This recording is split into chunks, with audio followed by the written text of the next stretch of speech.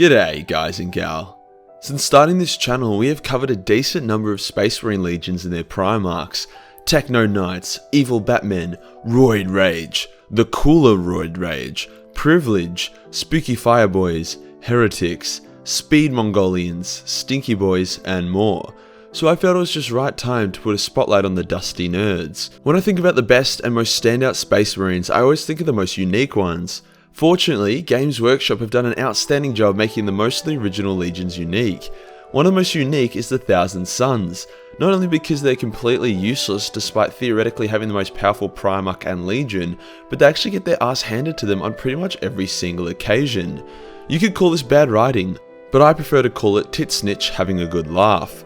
Before we get started, the official Majorkill Warhammer Hentai calendar is now live and ready for sale. If you are confused what the hell I'm talking about, never fear, I made a whole video on it that will change your life. Or your masturbation habits. Which, let's face it, is pretty much your life. You spend your free time watching videos about Warhammer lore. But yeah, buy my hentai.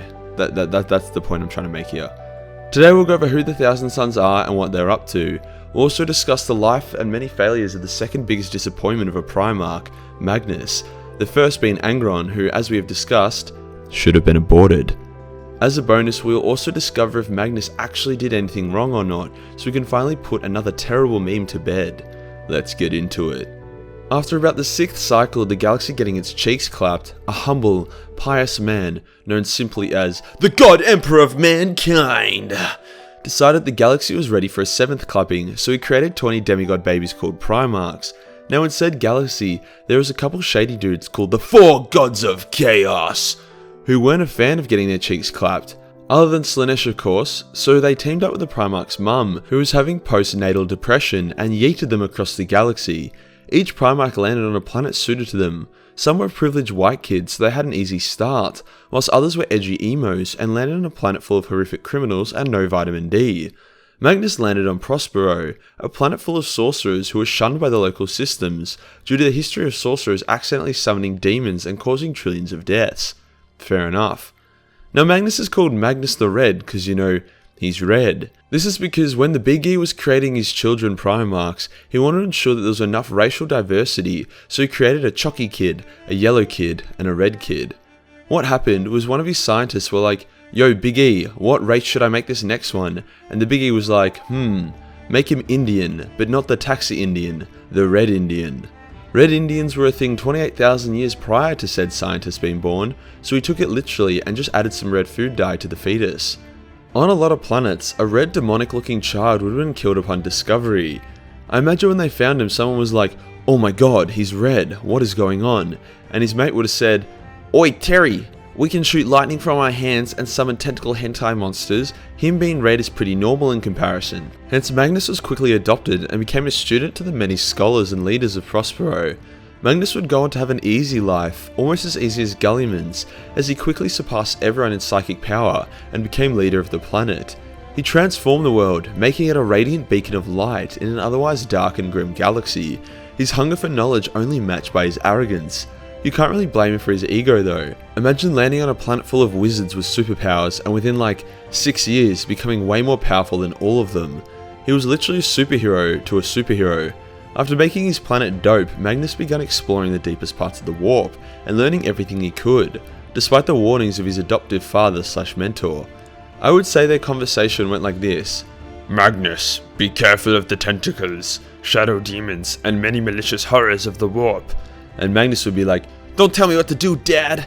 That shadow demon monster is my friend, and he said you're an asshole!" With a mind as bright and loud as Magnus's, the Emperor easily found him, and had been communicating with Magnus for years before his fleet arrived at Prospero. When the Biggie saw him, he was like, "Oh shit, I guess I should have been more specific about the Red Indian part," before the two hugged it out. As a note, both the Emperor and Magnus were beings of intense psychic energy, so a hug between the two of them probably had the potential energy to level an entire city. These are the kind of things I think about at night. The Emperor then went on to tell Magnus more about the galaxy and how an entire legion of legendary space marines that were ready to follow him. Magnus was like, "Oh boy, Dad, that's awesome, can I see him?" And then the Emperor was like, "Ooh yeah, about that." See, Magnus and the Thousand Sons got claimed pretty hard by Titsnitch from the get-go, like, unfairly hard. The Thousand Sons had developed psychic powers, which was really cool, until they all started mutating into Chaos Spawn, which is way less cool. Nice one, Titsnitch. The only time this settled down is when the Emperor was near the Legion, as he genuinely scared off the Chaos Gods, so they didn't try and pull their bullshinners around him. As such, by the time Magnus was reunited with his Legion, only 1,000 of them were ready for duty, with the rest having either been culled or put into stasis, hence the name Thousand Sons. The Biggie was thinking about just culling the rest, but Magnus begged to be given a chance to save them, so they were spared, just as Titsnitch had planned.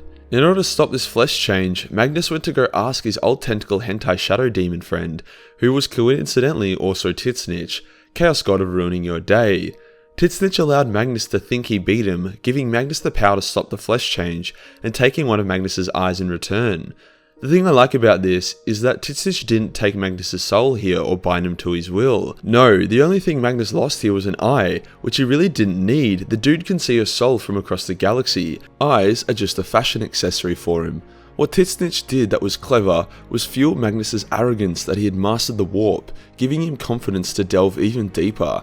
With the flesh change sorted and the Legion recruiting fresh playthings for Titsnitch, noble sons of Magnus the Red from Prospero, the 15th Legion was ready to clap. And clap they did.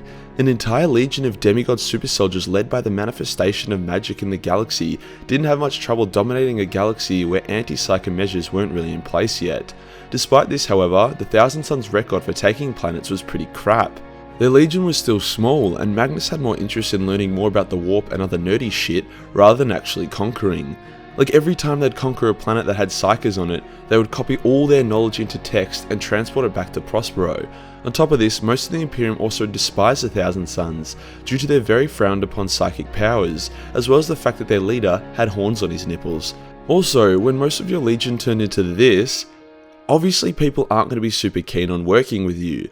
The loudest of these oppositions were Lehman and Mortarion for entirely different reasons. Lehman thought Magnus was a little bitch who hid behind psychic powers instead of engaging in glorious melee combat, whilst Mortarion didn't like psychic powers as his adoptive father was a sadistic necromancer. Ironically, despite Lehman having a pretty weak-ass excuse for disliking Magnus and magic, it would be Mortarion who would eventually embrace the warp and become a smelly moth. One of the many reasons why Morty sucks. As more and more planets fell to the Imperium, the Legions witnessed horrific warp creatures as well as many planets that got molested by psychers during the Age of Strife. The powers that Magnus and his son were using were very similar to the powers of these very evil beings. This all came to a head when the Emperor called a council with all the most important people in the Imperium, as well as the Primarchs.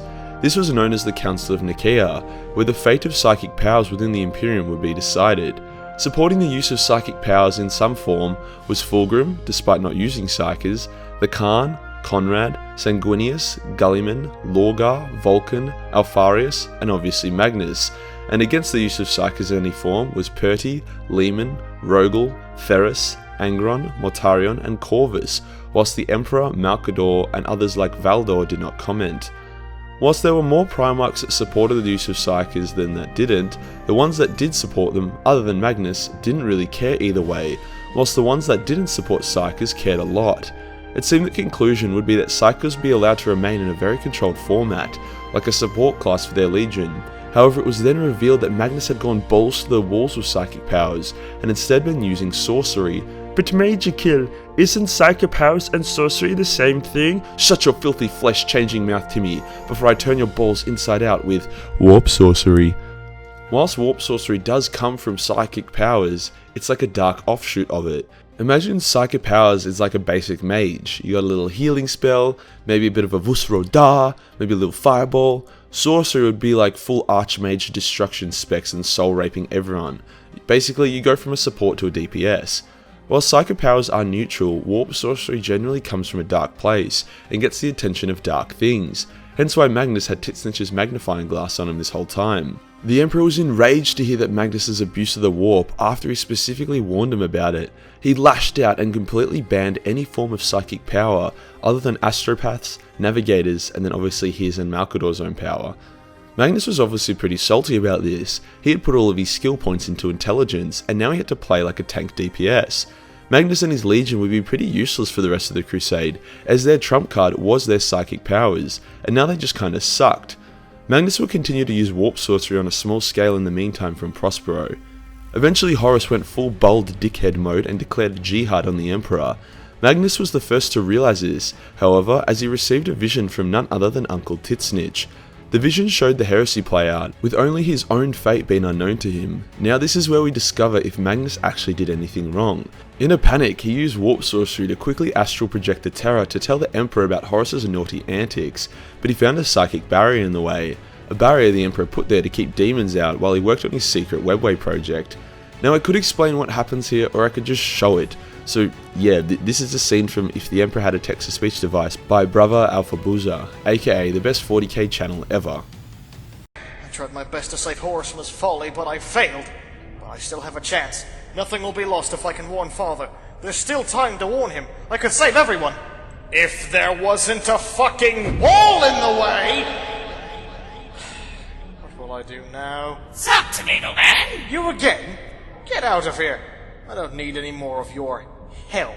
Looks to me like you do, Sonny. You can't help me. This wall's built up by some incredible psychic powers for a purpose, and I am not going to break it down. Father put it here for a reason, and I won't transgress any further. Not going to, or not able? Don't start this shit again, Octopus Face. I won't fall for it. Even if I destroy this wall, it might have terrible, terrible consequences. I mean, I don't even know what purpose it has. Ooh, Cyclops boy is being reasonable. He doesn't want to mess with what he doesn't understand because he enjoys living in ignorance, not wanting to break his frail little psyche. Seriously? You're really doing this again? Oh, you come along here to warn your father, but as soon as a small obstacle comes in your way, you give up immediately. Shut up! I already tried getting through it without breaking it. I am not strong enough. It's built up by a psychic might that surpasses my own. He's not strong enough because he's a freaking pussy that shits himself upon seeing the absolutely terrifying inanimate objects. Maybe we should get someone ballsy enough like Lehman Russ to do it instead. No, I am better than that ignorant savage. Also, I don't have time for this shit. Time is of the essence and I have to get through. Smart choice. Let me give you a power boost.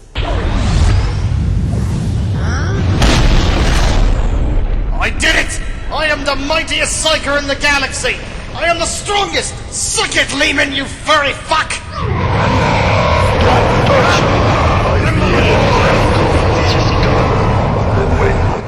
That certainly happened. So yeah, the demons poured into the webway, slaughtered thousands, and undid the entire project. Magnus was able to appear to Daddy, but the Big E was so furious that the one shot mankind had at permanently beating Chaos was now ruined that he didn't want to hear a word of it. Magnus realised he had messed up big time and returned to his body and begun having a sulk. The Imperial Palace now had a gaping hole in it, which the Emperor now had to keep shut by sitting on the Golden Throne permanently, hence he was powerless to go out and press Ctrl-Alt-Delete on Horus like he would have previously been able to do so. The Emperor ordered Lehman and his Custodes and Sisters of Silence to go to Prospero, grab Magnus and bring him back to Terra for a spanking so hard it would make the rest of his body look white. The Emperor needs Magnus to sit on the throne and hold the webway shut, whilst the Emperor could fix things with Horus and Chaos, as Magnus was the only one who was a big enough nerd to do it. However, Lehman once again proved to be a horrible choice when it comes to fetching prime marks, as it usually ended in mass bloodshed, so sending Wolf Daddy was a pretty cook thing of the Emperor to do. As Lehman neared Prospero, Horus was like, "Yo Lehman, I know Dad said to bring back Magnus alive, but wouldn't it just be like really funny if you just killed him, Lamau?" And Lehman was like, "God damn Horus, you're right," and he prepared to invade the world. Magnus, knowing he had been played like a fiddle by Titsnitch, lowered Prospero's defences and prepared to meet his fate. He was so adamant on allowing himself and his sons to die that he completely ignored Lehman's request to parley, and he killed one of his favourite sons who discovered the oncoming Space Wolves. Between the might of the Wolves, Custodes and Sisters of Silence, even the mighty Thousand Sons were no match and they got crushed. Towards the end of the war, Magnus changed his mind and decided that he didn't want to die, hence he joined the fray. Lehman and Magnus ended up dueling, resulting in Lehman going full Bane mode and breaking Magnus's back over his knee, shattering his spine, soul and his health insurance premiums. As he felt the numbing agony of becoming a paraplegic, Magnus was like, "Tentacle Hentai Shadow Monster Warp Buddy, save me!" And Titsnitch was like, "Hoo!" "You got it, kiddo," and teleported him and the remaining 1,000 Suns to the warp. Now, in between getting his spine snapped and yoinked by Titsnich, Magnus' soul shattered into different pieces, creating numerous different Magnus shards. His noble shard would be found by Malkador and used to create the first Grey Knight, whilst his power shard would go on to become the Crimson King, Demon Primarch of Titsnich. Other shards would either get taken by Ahriman, who we will discuss in a bit, destroyed, or eaten by the other shards. This also explains how Magnus goes from a loyal son who's trying to do the right thing to a big red angry nerd who just wants to kill fairies. As a funny note, Magnus, especially now that he's a Demon Primarch, can change his physical form, so it's pretty funny to see that he made himself completely jacked despite always avoiding any kind of conflict that involved physical strength. So from this, did Magnus do the wrong thing, or was he just screwed over? Yes, he absolutely did multiple wrong things. He was warned about the warp and his tentacle hentai shadow demon warp buddy, who was told not to practice warp sorcery. He ignored Lehman's parley request and ended up fighting the wolves regardless, before finally praying for deliverance from Titsnich. Yes, he was dealt a bad hand, and yes, Titsnich wanted his red ass, but you can always win a bad hand, and tentacle hentai shadow demons should never be messed with. Magnus would go on to pledge to Horus and help him during the heresy using his sorcery, but between his broken spine and nearly dead legion, he wasn't really front and center.